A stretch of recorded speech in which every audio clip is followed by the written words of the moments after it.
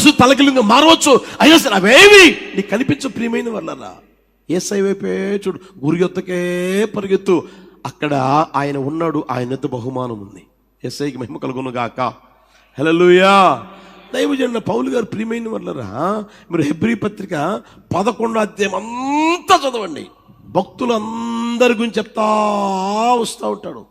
విశ్వాసం అనేది నిరీక్షించబడు నిజ స్వరూపము, ఏమండి, ఉన్న వెనుటకు రుజువునై ఉన్నది అని అక్కడ ప్రారంభించి, ఏమండి, విశ్వాసమును బట్టి పెద్దలు సాక్ష్యం పొందిరి అని అక్కడ ప్రారంభిస్తాడు. హానోకు అంటాడు, కయ్యూను అంటాడు, మొత్తం ప్రారంభించుకుంటా వస్తాడండి. దావీదు గురించి చెప్తాడు, నోవాహు గురించి అంటాడు, హానోకు గురించి చెప్తాడు, మోషే గురించి, అబ్రహాం గురించి, ఇస్సాకు గురించి, యాకోబు గురించి, ఏమండి, ఇంకా ఏమి చెప్పుదును, చాలా ఉన్నాయి. విశ్వాసం ద్వారా ఏమండి రాజ్యాలు జయించారంటాడు, విశ్వాసం ద్వారా చంపబడ్డారంటారు, కొట్టబడ్డారంటారు, ఏమండి, ఇవన్నీ చెప్పుకుంటా వచ్చి 12వ అధ్యాయంలోకి వస్తే చూడండి ఏం చెప్పాడు ఆయన. ఎంత గొప్ప సాక్షి సమూహము మేఘం వలె ఆవరించి ఉన్నందున మనము కూడా ప్రతి భారమును సులువుగా చిక్కులు పెట్టు పాపమును విడిచిపెట్టి విశ్వాసమునకు కర్తయు దాన్ని కొనసాగించేవాడు యేసయ్య వైపు చూచుచు. హల్లెలూయా. ఎవరి వైపు చూడమన్నాడు ఆయన? ఆ కయ్యూను గాడు ఉన్నాడు, వాడి వైపు చూడండి. లేకపోతే హానోకు గాడు ఉన్నాడు, హానోకు వైపు చూడండి. తర్వాత నోవాహు ఉన్నాడు, నోవాహు వైపు చూడండి. తర్వాత అబ్రహాం వచ్చాడు, అబ్రహాం వైపు చూడండి. ఇస్సాకు ఉన్నాడు, ఇస్సాకు వైపు చూడండి. యాకోబు ఉన్నాడు, యాకోబు వైపు చూడండి అని చెప్పుకుంటా రావాలి. 12వ అధ్యాయంకి వచ్చేసరికి ఏమండి పూర్తిగా మార్చేశాడు. ఆయన రాసిన ఆ సమస్త మార్చేసే. ఇంత గొప్ప సాక్ష్యమోహం మేఘంలో ఆవరించి ఉంది కనుక మనం ఏం చేయాలంటే ప్రతి భారాలు ఉంటాయి, లేకుండా ఎట్టుంటాయి? ఓ ప్రక్క భారాలు ఉంటాయి, ఓ ప్రక్కన సులువుగా చిక్కులు పెట్టే పాపాలు ఉంటాయి. ఓ ప్రక్కన భారాలు ఉంటాయి, ఓ ప్రక్కన సులువుగా చిక్కులు పెట్టే పాపాలు ఉంటాయి. మధ్యలో నువ్వు ఉంటావు, మధ్యలో నువ్వు ఉన్నావు. ఇప్పుడు భారం వైపు చూస్తావా, సులువుగా చిక్కులు పెట్టే పాపం వైపు చూస్తావా, యేసయ్య వైపు చూస్తావా? ఆయన అంటాడు, భారం ఉన్ని, సులువుగా చిక్కులు పెట్టే పాపాలు ఉన్ని, నీకు అనవసరం, అవి వీటితో అవసరం లేదు, వీటితో అవసరం లేదు. నీ ఎదుట ఉన్నాడే నజరేయుడని యేసయ్య, ఆయన వైపు చూడు. యేసయ్యకి మహిమ కలుగును గాక. హల్లెలూయా, హల్లెలూయా. కనుక ప్రియమైన వాళ్ళరా, మన వ్యక్తిగత జీవితాన్ని గుర్తెరుగుదుము గాక. అక్కడ రాయబడిన మాట మనం గమనిస్తే, మనం ఆలోచన చేయగలిగితే, మన అంతరంగిక జీవితాన్ని మార్చగలిగిన దేవుడు నజరేయుడైన యేసయ్య. త్రిప్పి వేస్తాడు. నా మనసును త్రిప్పు, అయ్యా నా హృదయాన్ని త్రిప్పు అంటే ఆయన త్రిప్పి వేయును గాక. ఆయనకు అసాధ్యమైంది ఏది లేదు. ప్రియమైన వాళ్ళరా, దాన్ని మన జీవితంలో గుర్తెరగలగాలి. ఇటుపక్క పాపం, ఇటుపక్క సులువుగా చిక్కులు పెట్టే ఏమండి భారాలు అవి ఉంటే, పాపాలు ఉంటే, భారాలు ఉంటే వాటి వైపు చూడకూడదు. మీరు చూడండి, మీ అందరికీ బాగా తెలుసు, సొలొమోను మహారాజు ఉన్నాడు. మొట్టమొదట్లో చూడండి, రాజ్యాన్ని పరిపాలించే రాజుగా అభిషేకించి అయ్యగారిని కుర్చీ మీద కూర్చోబెట్టి సొలొమోను చిరంజీవిగును గాక అని సాటింపించాడు. దావీదు ఉన్నప్పుడే సాటింపించారు. అందరూ సొలొమోను చిరంజీవిగును గాక అన్నారు, అయిపోయింది. ఆ తర్వాత ఆయన కాలం ముగించుకొని ఆయన వెళ్ళిపోయాడు. దావీదు గారు వెళ్ళిపోయిన తర్వాత రోజులు గడుస్తూ ఉండగా ఎంత భక్తో, ఎంత భయమో, ఎంత ఆసక్తో, ఎంత ప్రేమో దేవుడు అంటే.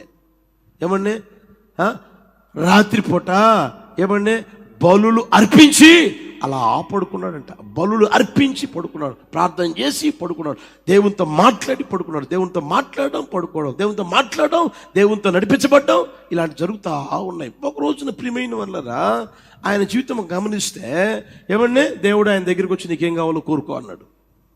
కోరుకోమంటే, అయ్యా నేను పిల్లలున్నాయ్యా, నేను చాలా పిల్లలున్నాయి, చిన్న వయసు అయ్యా నాదే, నువ్వు తీసుకొచ్చావు, రాజ్యాన్ని పరిపాలించావు, రాజుగా చేసావు, వీళ్ళంతా నీ ప్రజలు, ఐగుప్తు దేశం నుంచి విడిపించావు, వీళ్ళు నీ బిడ్డలయ్యా, వీళ్ళకి న్యాయం తీర్చేదానికి జ్ఞాన వివేకాలు నాకు లేవయ్యా, దయచేయ్యా అన్నాడు. దేవుడు ఇచ్చాడు. అందరితో వదిలిపెట్టాడు. సంపదలు ఇచ్చాడు, సిరి సంపదలు ఇచ్చాడు, సౌభాగ్యం ఇచ్చాడు, ఐశ్వర్యవంతుడిగా మారాడు. ఆయన చూసేదానికి దేశ దేశాల జనులు వస్తూనే ఉన్నారు. శాబా దేశం రాని వచ్చింది. విలువైన ఏమంటే బంగారం, ఓఫీర్ బంగారం తీసుకొచ్చి ఇచ్చింది ఆయనకి. అంతగా ఆయన స్థితి వర్తిల్లింది, అంతగా ఆయన ఆశ్రయించబడి, అంతగా ఘనపరచబడ్డాడు. ప్రియమైన వాళ్ళ రోజులు గడవగా ఆయన జీవితం ఎలా మారిపోయింది తెలిసినా? ఏమండి, ఆ రాజ్యం మీదకి పోతాడు, ఆయన గారి కూతురిని పెళ్లి చేసుకుంటాడు. ఈ రాజ్యం మీదకి పోతాడు, ఆయన గారి కూతురిని పెళ్లి చేసుకుంటాడు. కంటికి కనిపించే వాళ్ళందరినీ ఏమండి తీసుకొచ్చి పెళ్లి చేసుకొని ఏమండి ఆ ప్యాలెస్లో చేసేసుకున్నాడు. మొత్తం 1000 మంది తయారయ్యారు. ఇప్పటికి 1000 మంది, అప్పటికి 1000 మంది తయారయ్యారు. 1000 మంది తయారైనా అతగాడికి ఏమైనా తృప్తి తీరిందా, ఆశ తీరిందా అంటే ఇంకా అంటాడు, నా మనసుకు నచ్చింది ఇంకోటి కనిపించలేదే, నా ఆలోచనలు సరిపోయింది, నా మనసు మెచ్చింది, ఏమన్నా నా కన్ను మెచ్చి ఇంకోటి కనిపించలేదే. ఇంకా వేటలోనే ఉన్నాడు, ఇంకా ఏమంటే చూస్తూనే ఉన్నాడు. ఈ లోపు వయసు ఉడిగిపోయింది. మీరు చూడండి ఆ మాట, 4వ వచనం చూడండి, 11వ అధ్యాయం, రాజుల మొదటి పుస్తకం 11వ అధ్యాయం 4వ వచనం చూడండి. సొలొమోను వృద్ధులైనప్పుడు అతని భార్యలు అతని హృదయమును ఇతర దేవతల తట్టు త్రిప్పగా ఏం చేశారంట? ఎవరు చెప్పండి? ఎవరు?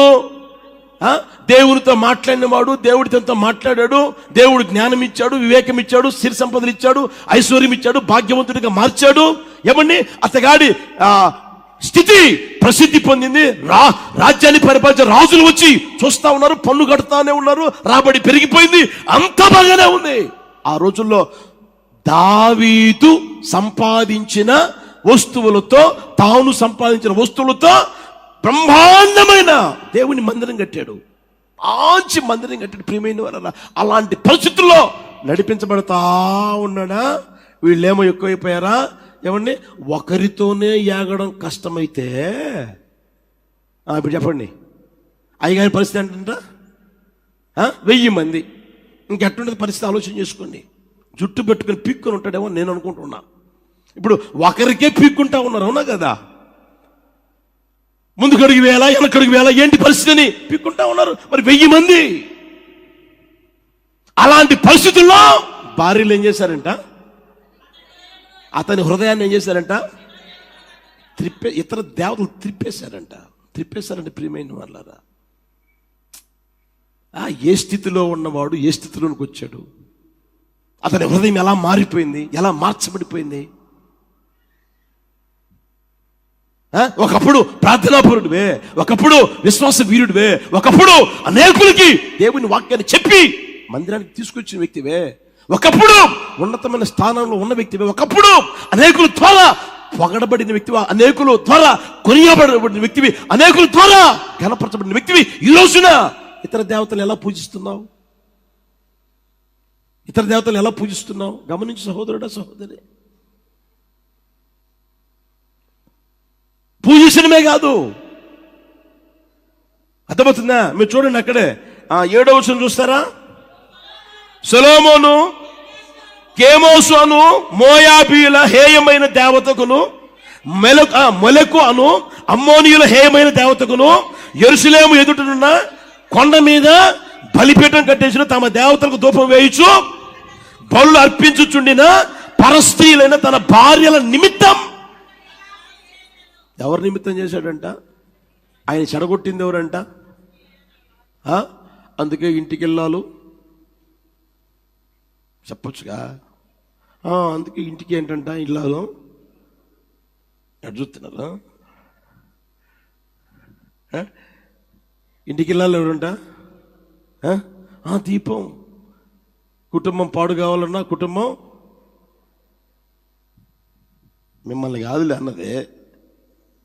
సొలొమోను భార్యలు కదా మిమ్మల్ని నేనెందుకంట? ప్రభు మిమ్మల్ని దీవించును గాక. హల్లెలూయా, హల్లెలూయా, హల్లెలూయా. సొలొమోను జీవితం నాశనం చేసింది ఎవరంట?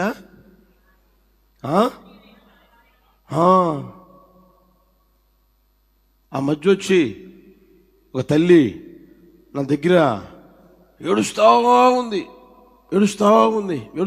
ఉంటే, ఏంటమ్మా చెప్పైనా ఏడిసైనా చెప్పు అని అంటే, అదేనన్నా ఇంతకు ముందేమో మా ఆయన నాకంటే ముందుగానే వచ్చేవాడన్నా, నాకంటే ముందుగా ప్రభువుని నమ్ముకున్నాడన్నా, నాకంటే ప్రార్థన పడన్నా, నాకంటే ఆసక్తిగా ఉండేవాడన్నా, నాకంటే అంటా ఉంది. మరి ఇప్పుడు ఏమైందమ్మా అన్న, ఇప్పుడు ప్రార్థనకు రమ్మంటే రావడం లేదన్నా, ఇప్పుడు మందిరానికి రమ్మంటే రావడం లేదన్నా, అన్న పిలుస్తున్నాడన్నా కూడా రావడం లేదన్నా.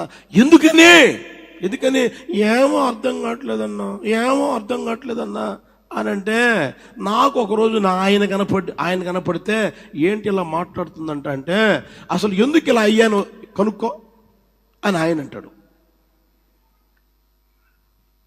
నా తల్లులు, హల్లెలూయా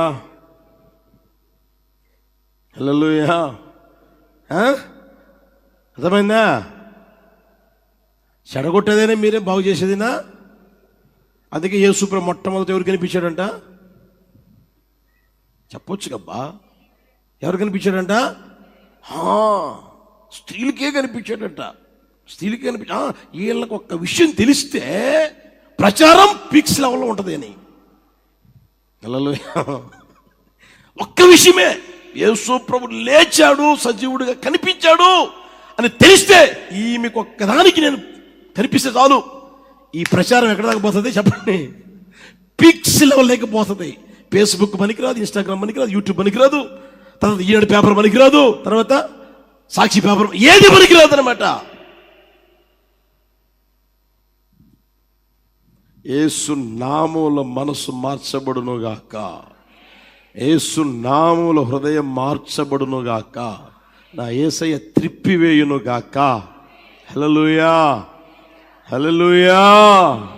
చూడండి, ఆయన భార్యల నిమిత్తం ఏం చేశాడంట? అలా మారిపోయాడంట. భార్యల నిమిత్తం, భార్యల కొరకు. ఒకప్పుడేమో దేవునికి మందిరం కట్టిన వ్యక్తి తర్వాత దెయ్యానికి కూడా మందిరం కట్టాడు. దేవునికి మందిరం కట్టిన వ్యక్తి, అదే వ్యక్తి విగ్రహానికి కూడా మందిరం కట్టాడు. ఎంత దారుణమైన స్థితిలోకి వెళ్ళిపోయింది చూడండి.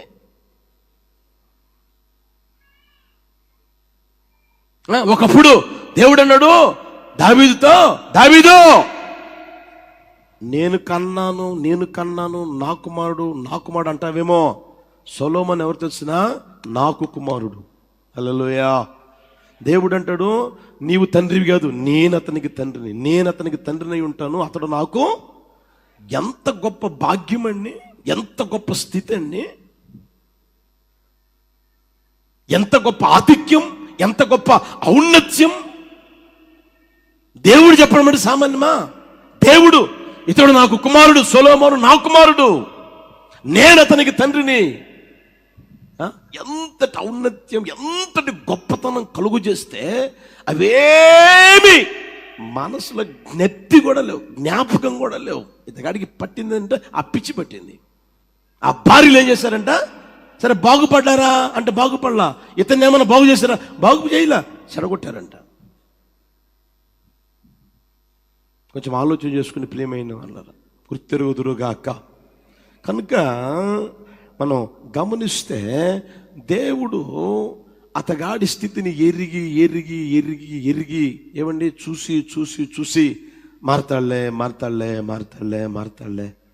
మారిపోతుందిలే, మనిషి మనసు మార్చుకుంటుందిలే అని అనుకుంటే ఏం మారడంలే, అలా వెళ్ళిపోతానే ఉంటే దేవుడు ప్రత్యక్షమై 2 మార్లు హెచ్చరించాడంట.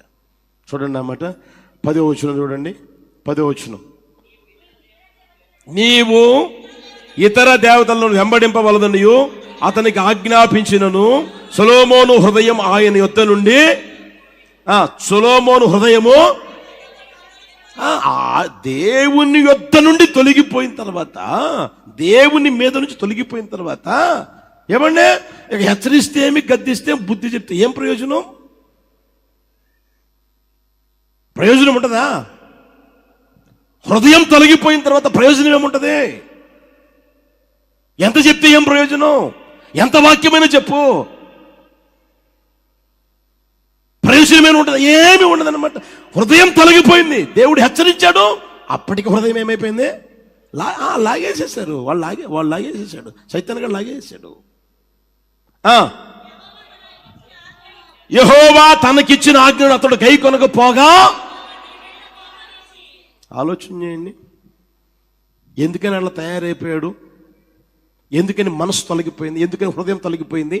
ఎందుకు దేవునికి దూరం అయిపోయింది అని అంటే, దేవుని ఆజ్ఞలను గైకొనలా, దేవుని ఆజ్ఞల్ని పాటించాల, దేవుని వాక్యాన్ని ఏమన్నా అటు పోయామో స్తోత్రం స్తోత్రం స్తోత్రం స్తోత్రం స్తోత్రం అంటాడు, ఇటు వచ్చామో ఈ పోరు తట్టుకోలేరు కదా, ఏ పోరుని తట్టుకోవచ్చు కదా, ఆ పోరు తట్టుకోలేరు కదా. అందుకని ఆడికి పోయి ఏం చేయమంటావు చెప్పు, కొబ్బరికాయ తీసుకో కొట్టు, ఇటును ఆరతి కూడా ఇయ్యే అంటే అన్ని చేస్తూ ఉన్నాడు. అక్కడికి పోయామో అది చేస్తాడు, ఆ భజన చేస్తాడు, ఇక్కడికి వచ్చి ఈ భజన చేస్తాడు. ఏం చేస్తా? అప్పుడు హృదయం తొలగిపోయింది. దేవుని ఆజ్ఞలు, దేవుని వాక్యాన్ని ఎప్పుడైతే నువ్వు పెడచెవిని పెడతావో అప్పుడు ఏమన్నా దేవుని వెంబడించలేవు. నీ మనసు తొలగిపోతుంది, నీ హృదయం తొలగిపోతుంది. హల్లెలూయా. నువ్వు ఆలోచన చేసుకుందువు గాక, గుర్తెరుగుదువు గాక. అందుకనే ఈ లోకంలో సంచరిస్తున్నప్పుడు యేసు ప్రభు ప్రియమైన వాళ్ళరా చెప్పిన మాట ఏం తెలిసినా, ఆయన ఉపదేశం చెప్తా ఉన్నాడు. ఏమని? నా రక్తము, నా శరీరము తిని నా రక్తము త్రాగువాడే నిత్య జీవము గలవాడు, వానిని అంత్య దినమున లేపుదును, వానికి నేను నిత్య జీవము ఇస్తాను అని చెప్పుకుంటా వస్తూ ఉంటే అక్కడ వింటా ఉన్న జనాలందరూ, ఏంట్రా అని చెప్పే మాటలా? ఏం మాటలు ఇవే? ఏం ప్రసంగం ఇదే? ఏం మాటలు ఇవే? ఏం మాటలు ఇవే?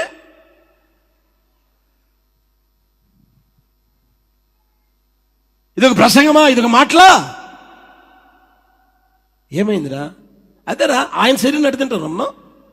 ఆయన శరీరం ఎలా తింటాం మనం? ఆయన రక్తం ఎలా తాగుతాం? ఆయన ఏమైనా శరీరాన్ని కోసి పెడతాడా? రక్తాన్ని ఇచ్చేస్తాడా తాగేదానికి? ఆయన మనిషి శరీరం ఎట్టు తింటావురా? మనిషి రక్తం ఎట్టు తాగుతావురా? ఏం మాటలు ఇవే అని ఒకరితో చెప్పుకొని అందరూ పోయారట, అందరు వెళ్ళిపోయారట. అందరు వెళ్ళిపోయిన తర్వాత ఇప్పుడు చూడండి 6:67 చూడండి, యోహాను సువార్తమానం 6:67 చూడండి.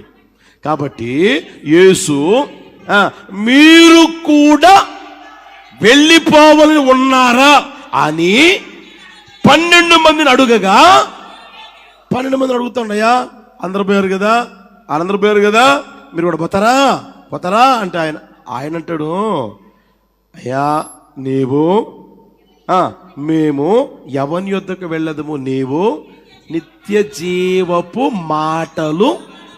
హల్లెలూయా, హల్లెలూయా. దేవుని వాక్యం నీకు నిత్య జీవాన్ని కలుగు చేస్తుంది. ఆ దేవుని వాక్యం నువ్వు పెడచెవిని పెడితే నీకు నిత్య జీవం కలిగేది ఎలా? నేనున్నాను, దేవుడు నన్ను పిలిచింది వాస్తవమే, ఏర్పరచుకుంది వాస్తవమే, చెప్తాను కదా ఇలా ప్రభు నాతో మాట్లాడాను, అది వాస్తవమే, కాదన్నంలే. దేవుని వాక్యాన్ని పెడచెవిని పెడితే నాకు నిత్య జీవం కలుగుతుందా?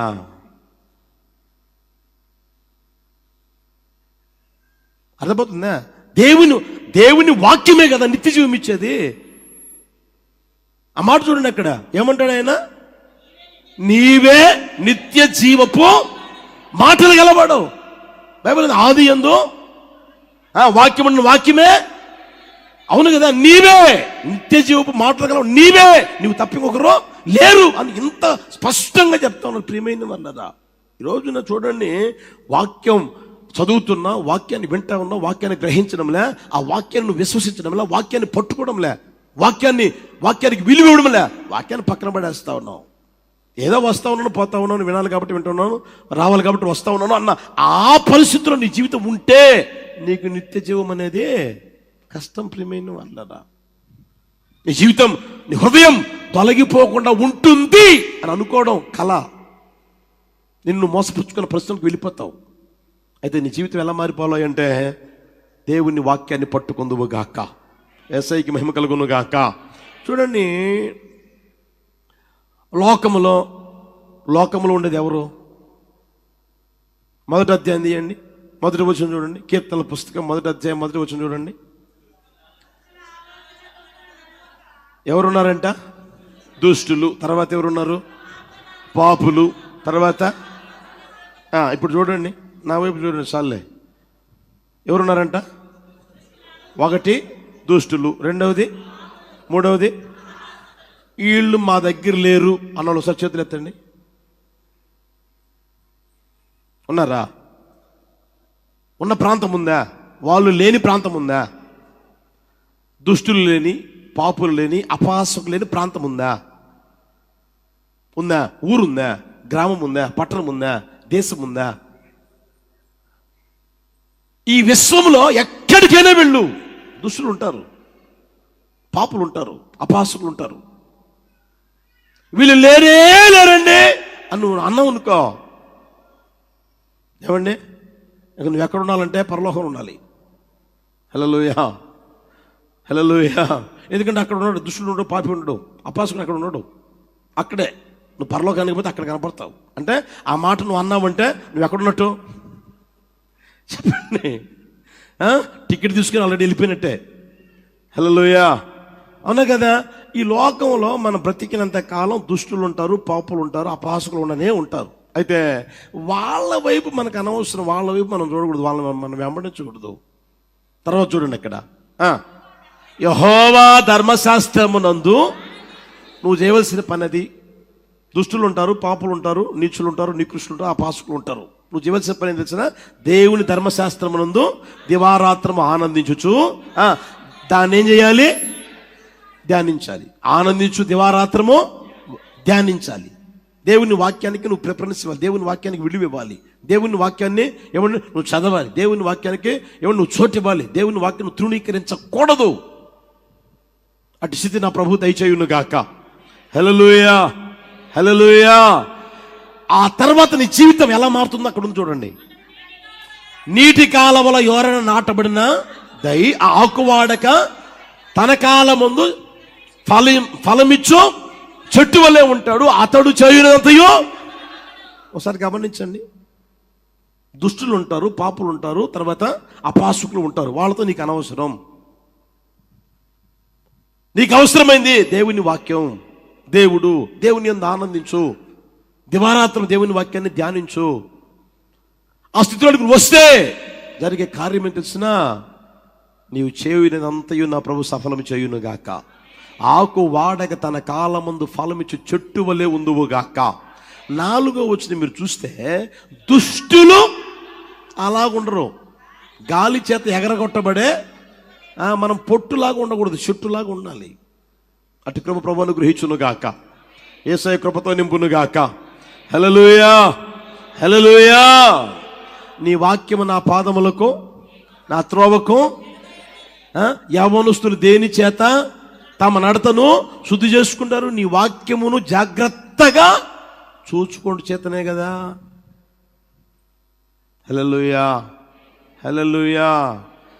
నీ హృదయం తప్పిపోకుండా, నీ మనసు త్రిప్పబడకుండా ఉండాలి అని అంటే, ప్రియమైన వాళ్ళరా, దేవుని వాక్యానికి నువ్వు చోటు ఇవ్వగలగాలి. ఈ రోజున ఆ స్థితిని నువ్వు కోల్పోయి ఒకవేళ నీ హృదయం త్రిప్పబడి ఉంటే, నా యేసయ్య నీ హృదయాన్ని త్రిప్పును గాక, నీ మనసును త్రిప్పును గాక, నీ అంతరంగిక జీవితాన్ని ఆయన త్రిప్పును గాక, మార్చును గాక. హల్లెలూయా. మొదలు చెప్పండి, అంగలార్పుని నాట్యముగా త్రిప్పుతాడు, మారుస్తాడు. రెండవది, శత్రువు యొక్క ఆలోచన త్రిప్పివేస్తాడు ఆయన. మూడవది చెప్పండి, నీ అంతరంగిక జీవితాన్ని, నీ మనసు, నీ హృదయాన్ని ఏం చేస్తాడు ఆయన? త్రిప్పును గాక. హల్లెలూయా. నిశ్చయముగా ఈ మాటలో ఒక గుండెలు నీరు కట్టి ఫలింప చేయును గాక.